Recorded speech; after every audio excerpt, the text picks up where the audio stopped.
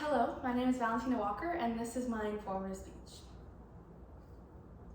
Joshua, Jana, John David, Jill, Jessa, Ginger, Joseph, Josiah, Joanna, Jedediah, Jeremiah, Jason, James, Justin, Jackson, Johanna, Jennifer, Jordan, and Josie. If you haven't caught on by now, then these are the Duggars. The Duggars are a family of 19 children that were highly popularized through a TV show, and were known for their unusual names and weird religious beliefs. While at first America became highly fascinated with this family, it was soon discovered that they were actually part of a cult. While appearing harmless, the popularization and familiarization with this group called Quiverful had real-life effects. TV viewers began to view the group with more empathy and became more lenient to their injustices.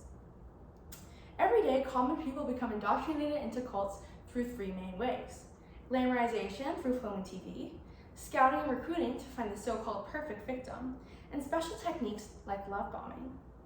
First, it is important to understand how Hollywood has glamorized cults. Beyond the Duggars, another glamorization is through the movie Once Upon a Time in Hollywood by Quentin Tarantino. Although the film ended differently and less violently than real-life events, the inclusion of the fictionalized version of the Manson cult perpetuates the idea that profiting off of these groups is not only acceptable, but good, when in fact the opposite is true. Secondly, it's a fact that as humans, we began to view things under a softer lens when we find entertainment and joy from them. An example of this is Keeping Up with the Kardashians. When the first season aired, viewers thought the family was crazy and outlandish, but now, 15 years later, it's a different story. The Kardashians have become a staple of American pop culture, and as a society, we have changed our perspective about them and not the other way around. While Hollywood has certainly glamorized things, it still can't account for how new members join cults each year. According to New Zealand Herald author Charity Norman, the recruitment process can be summarized into a few simple steps.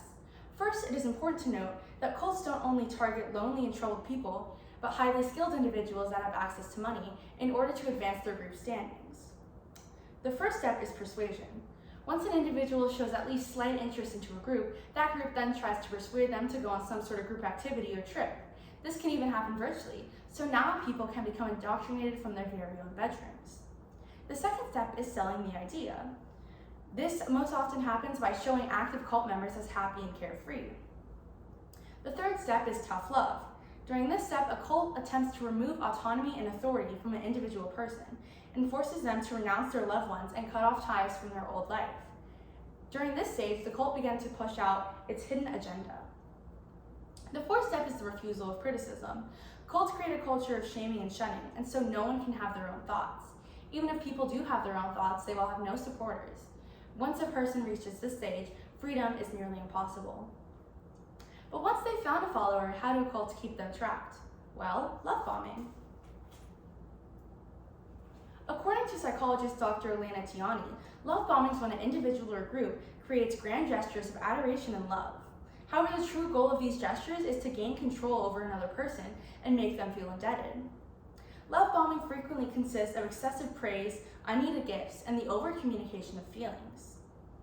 It's important to note that because cults often attract lonely and sad people, these individuals are more likely to need to hear these affirmations, and so they will turn a blind eye to any red flags that they do see. All in all, cults are able to utilize known techniques to lure in innocent people, mainly through glamorization, recruitment, and love bombing. Although everyone believes that they are mentally strong enough to avoid the techniques of cults and not become indoctrinated, this is obviously not true. We must stay vigilant and avoid these groups as much as we possibly can. Thank you. Okay, it's good.